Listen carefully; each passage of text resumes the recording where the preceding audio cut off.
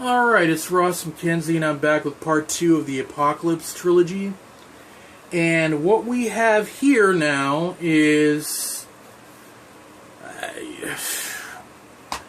as John Carpenter, as he goes to show us that just when you think he hasn't made his craziest movie, he goes in and makes another movie that's just as crazy, even crazier. That one is In the Mouth of Madness with Sam Neill. Now, this movie is, I would say it's more of a black comedy that is a horror movie. Because this movie it's gross, it's grotesque in some scenes, it's bizarre, but then again, there are some scenes where it's very funny. So, what this movie is about is basically a private investigator has to research a town that has basically been a town that basically has been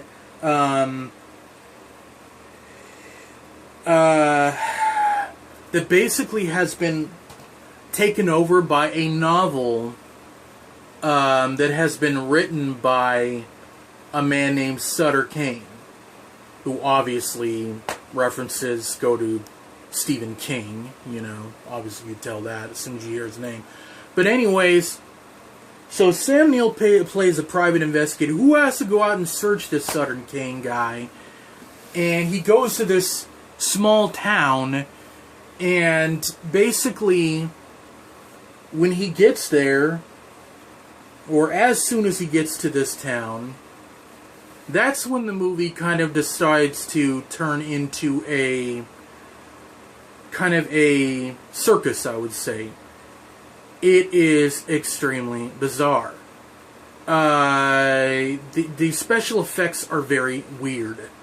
They're very weird. Demons start popping up out of nowhere. The fact that he is, like, as much as this town is, he is in this town, the more and more he's in this town, the more and more insane this private investigator is going.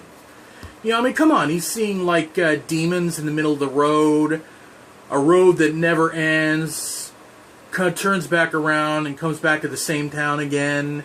It's very, very, very bizarre. But then again, it's a very good movie because of the fact that I like the story kick of the fact that not only are these things happening in the town, but they're also coming from Sutter Kane's latest book. Yes, Sutter Kane is a writer, and he's written a horror story called, guess what? In the Mouth of Madness, and they're all coming from these things. These visions are all coming from his book. So suddenly when this private investigator has a showdown with Sutter Kane, you could say that Kane uses just about everything that he can to destroy this private investigator, because he knows now that he basically has found his secret. The book, of course. So he uses everything to unleash on him the demons from his book, demons from this hellish book, on this private investigator. So we got a showdown between them. And guess what? At the end of the movie, this private investigator becomes so insane, he becomes a wacko. He is inside of a ward, inside of an insane asylum, where he's sitting there laughing in the middle of the insane asylum because of this book. This book has basically ruined his life, and it's just the ending. I'm not even gonna say the ending, because the ending is hilarious. I'm not gonna ruin the ending. I've told you a little bit too much on it. The movie is good. This whole entire trilogy is good. It's very good. Because they are obscure movies. They are obscure movies that really don't even seem like they even match. They don't even seem like they really even go together. But they are pretty much what you would say are... What I would say... They give you the demonic side of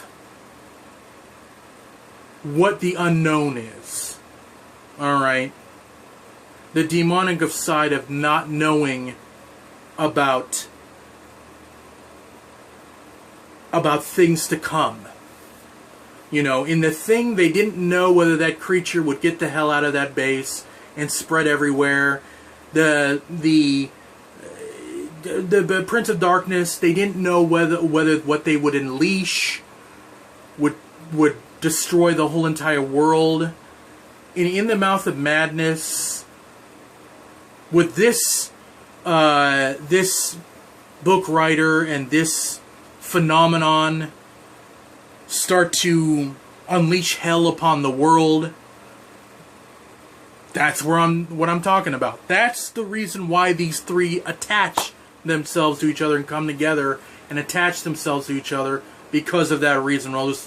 Those three reasons right there. You put them all together and they do form a straight line, and that's exactly what I'm talking about. Alright, this whole entire series I give 5 stars. They're all good movies. They're all entertaining. If you haven't seen any of them, see them. Really see The Thing. I mean, if you haven't seen The Thing, you gotta see it. You gotta see it. Alright, thank you for watching. And I will have an announcement in the recent weeks for the big Marvel announcements. I have not done any videos on that. So I'll have a announcement on the trailer, on what I think about Marvel's future and all that other stuff in movies. That'll be coming out next week. Thank you very much for watching.